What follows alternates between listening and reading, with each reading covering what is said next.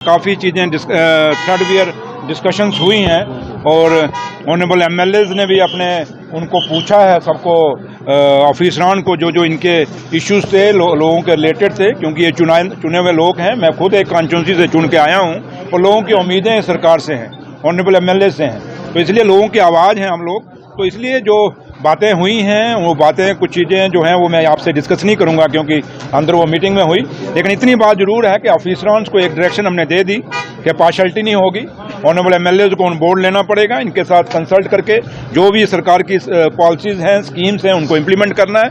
और जहाँ तक ताल्लुक है कि मुलाजम जो है किसी राजनीति पार्टी में नहीं जुड़ेगा, मुलाजम की कोई चमचागिरी नहीं चलेगी, एक ही चमचागिरी चलेगी। जो चमचा होगा उसको बख्शा नहीं जाएगा, जो काम नहीं करेगा, जो नकम्मा होगा उसको बख्शा नहीं जाएगा। सरकार सख्ती से पेश आएगी जो काम नहीं करेगा। मकसद एक है कि लोगों को सहूलत होनी चाहिए। और बाकी रब का मैं शुक्रिया अदा करूंगा उस मालिक का जिसने बर्फ दी हमें, जिससे लोगों को राहत मिली और हमारी फसलें ठीक हो जाएंगी। सर कितना परसेंट रोड, वाटर सप्लाई और पावर सप्लाई रिस्टोर हो चुका है? ये बात परसेंटेज की नहीं है, ये 10वीं या 12वीं का रिजल्ट नहीं है। बात यह है कि कौन सी सड़कें बंद हैं, कौन सी सड़कें खुली हैं, कौन सी वाटर सप्लाई बंद है, कौन सी लाइन बंद है, उस पर हमने सवाल पूछे। बिजली की कौन सी लाइन बंद है, कौन सी खुली है, ट्रांसफार्मर कौन सा जला है, कौन सा नहीं है, ये चीजें पूछी। परसेंटेज का दौर खत्म हो गया। वो एक अफसरशाही का दौर था, परसेंटेज दिखाते थे।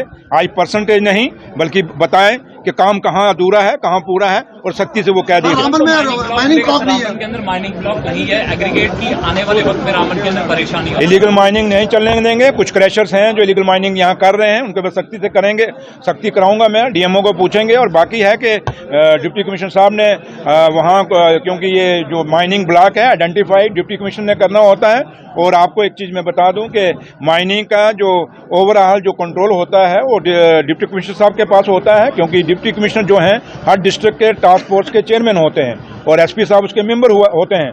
तो बीएमओ जो है हमारा, डीएमओ जो हमारा है, वो सिंपली एक फाइनिंग अथॉरिटी होती है।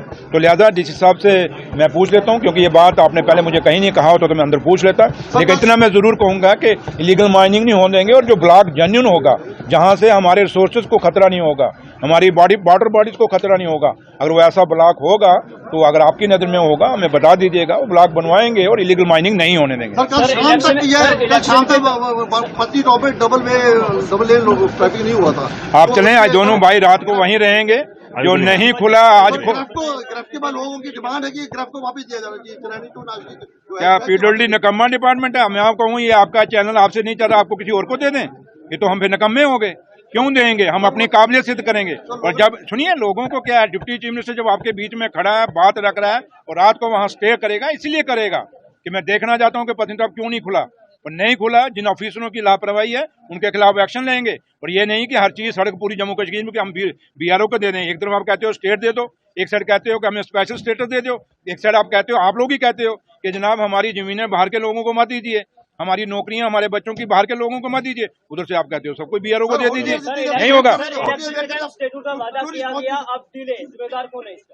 कौन? काश ये सवाल बीजेपी के लोगों को पूछ लीजिए।